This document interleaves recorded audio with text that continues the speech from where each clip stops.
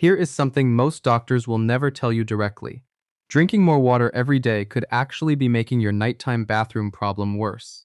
And the way you are timing your fluids right now, something you have probably never once questioned, may be doing more damage to your sleep than anything else in your daily routine. By the end of this video, you will understand exactly what is happening inside your body every night, and exactly how to stop it. Before we get into the 3 habits, hold on to this number.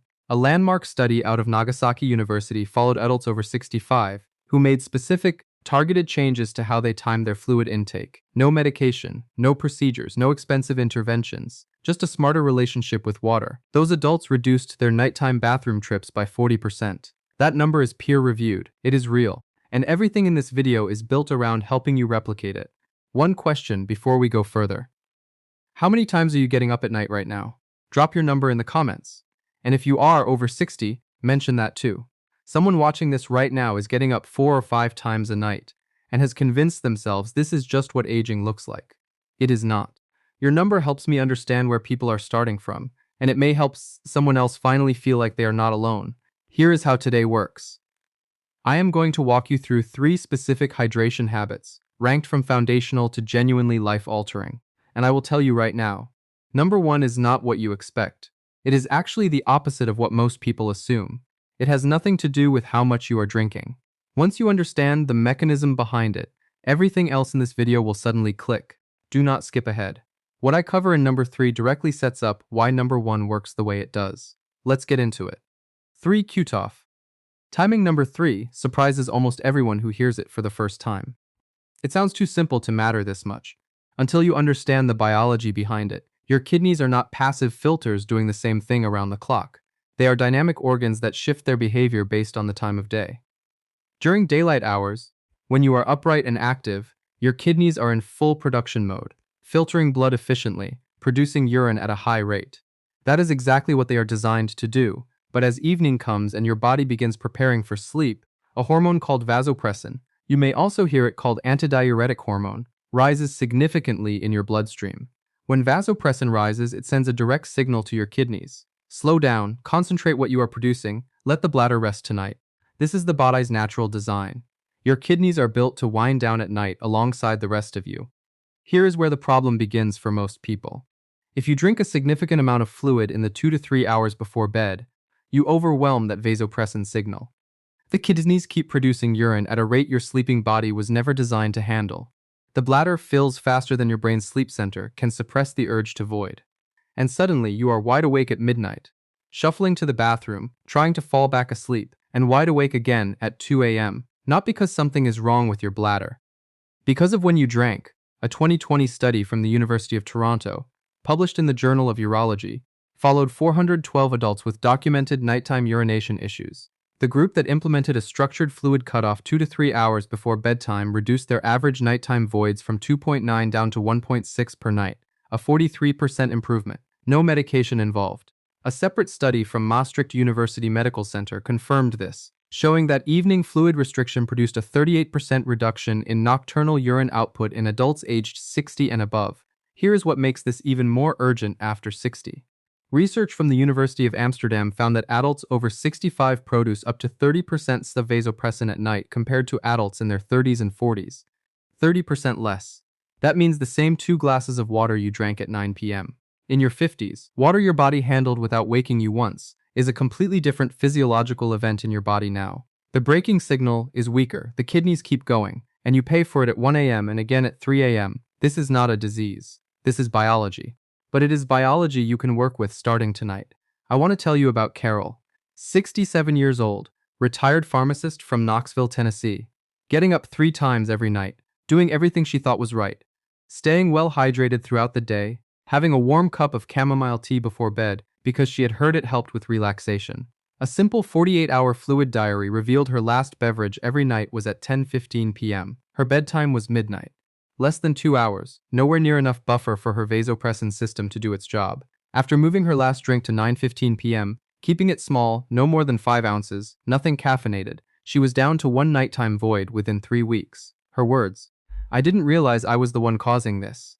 Here is what to do starting tonight. Take your planned bedtime. Count back 2.5 hours. That is your last fluid moment of the day.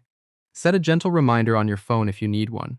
Whatever you drink at that cutoff should be small, 5 to 6 ounces maximum. Nothing caffeinated, nothing alcoholic. Both caffeine and alcohol directly interfere with vasopressin's function and will amplify nighttime urine production regardless of volume. Decaf herbal tea is fine. A small glass of water is fine. But keep it small and keep it early. That is your foundation. And it connects directly to number 2. Because number 2 deals with what is happening earlier in your day. What most people are unknowingly doing every morning and afternoon is quietly setting them up for exactly the wrong kind of night. 2. Front load your hydration. Number 2 is where the strategy gets more interesting, because this habit changes how you think about water entirely. Most people over 60 are not drinking too much water overall. A significant number are mildly dehydrated for most of the day without realizing it. The problem is not the total amount, it is the distribution. They drink very little in the morning, a moderate amount around lunch, and then try to catch up in the late afternoon and evening, flooding their kidneys with fluid at the exact moment those kidneys are supposed to be winding down. This pattern is physiologically backwards, and it is one of the most common drivers of nighttime urination in otherwise healthy adults over 60. Here is what your body is actually doing. Your kidneys process fluid most efficiently during the hours when you are upright, active, and physiologically alert, roughly 7 a.m. through 2 p.m. During this window, your sodium regulation, your aldosterone levels, and your renal blood flow are all optimized for high-volume processing. If you consume the bulk of your daily fluid, which for most adults should land between 1.5 and 2 liters total, during the morning and early afternoon, your kidneys clear it cleanly and efficiently. Your bladder fills and empties during normal waking hours, and by evening there is very little left for your kidneys to process overnight. Now compare that to the person who drinks fewer than 400 milliliters before noon and then takes in nearly a liter between 6 and 9 p.m., usually with dinner and a few glasses of water in the evening.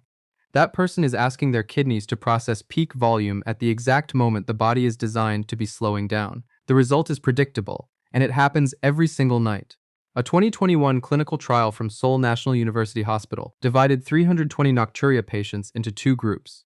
One group drank water with no timing guidance. The other consumed 70% of their daily fluid before 2 p.m. After 8 weeks, the front-loaded group reported a 47% reduction in nighttime voids. The control group saw a 9% improvement. Same total amount of water, completely different outcome.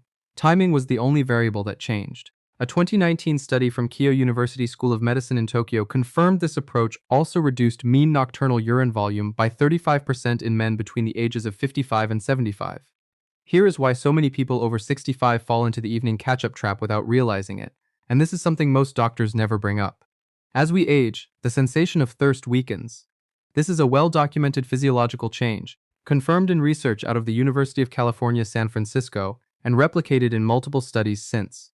Older adults genuinely do not feel as thirsty in the morning, even when the body needs water, so they skip morning hydration, move through the first half of the day still not feeling particularly thirsty, and then some combination of habit and mealtime triggers a burst of late-day drinking.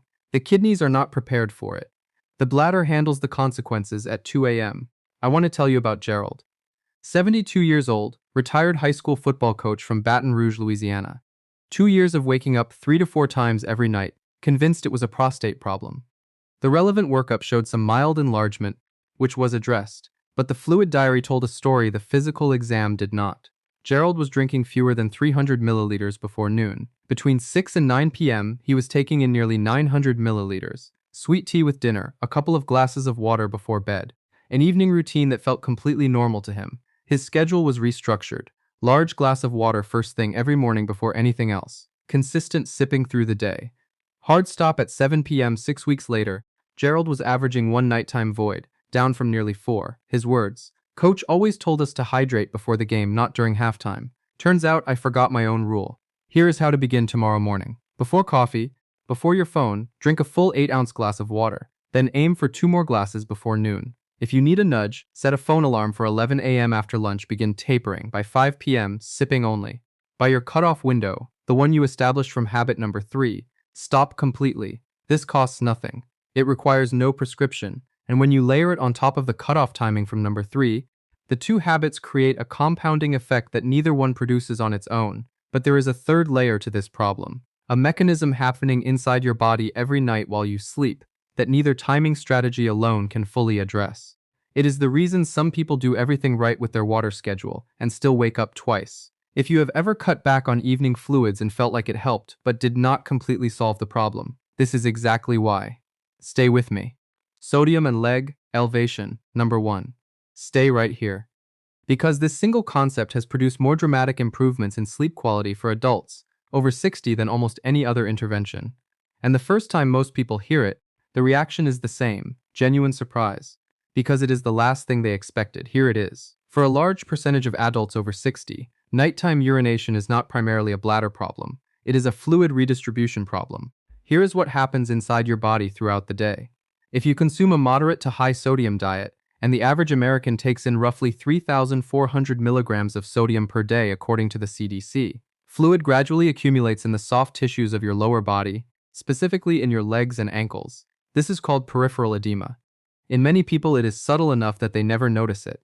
The ankles do not look dramatically swollen. The shoes still fit, but the fluid is sitting there. Now you lie down to sleep. The moment you go horizontal, gravity is no longer holding that pooled fluid in your legs. It redistributes. It moves upward through the venous system, re-enters your circulation, travels directly to your kidneys, and gets filtered into your bladder. This process begins within 60 to 90 minutes of lying down flat, which is exactly why so many people feel completely fine at bedtime and then find themselves urgently awake before midnight. The bladder did not fill slowly over hours. It received a flood from the legs. A 2017 study from Nagasaki University enrolled 321 participants and had them make one specific change: reduce daily sodium intake from an average of 10.7 grams down to 8 grams. That modest reduction alone produced a 25% decrease in nighttime voids, dropping from an average of 2.3 trips per night down to 1.7. A follow-up study from the same institution in 2020 showed that combining salt reduction with afternoon leg elevation produced a combined 52% reduction in nocturnal urinary volume. A 52% improvement. From a pillow under your calves and a closer look at your sodium intake. After 60, this mechanism becomes dramatically more pronounced. For two specific reasons most people are never told. First, the venous walls in the legs become less elastic with age, making it easier for fluid to pool in soft tissue rather than return to circulation during the day. Second, the heart's pumping efficiency often decreases mildly with normal cardiovascular aging, which means less fluid is actively returned from the lower extremities while you are upright. Research from Johns Hopkins published in 2016 confirmed that adults over 65 with even mild cardiovascular aging show significantly higher rates of this type of nocturnal fluid redistribution compared to younger adults. And here is the part that matters most for anyone who has been told their nighttime issues are simply part of getting older. The formal term for producing too much urine at night is nocturnal polyuria. When it is driven by this positional fluid shift, which is extremely common in adults over 60, it gets misattributed constantly, blamed on the prostate, blamed on the bladder, blamed on light sleeping or stress. And the patient goes home with a prescription that does not address what is actually happening. Meanwhile, the salt shaker and the afternoon recliner were the real culprits the entire time. Let me tell you about Beverly.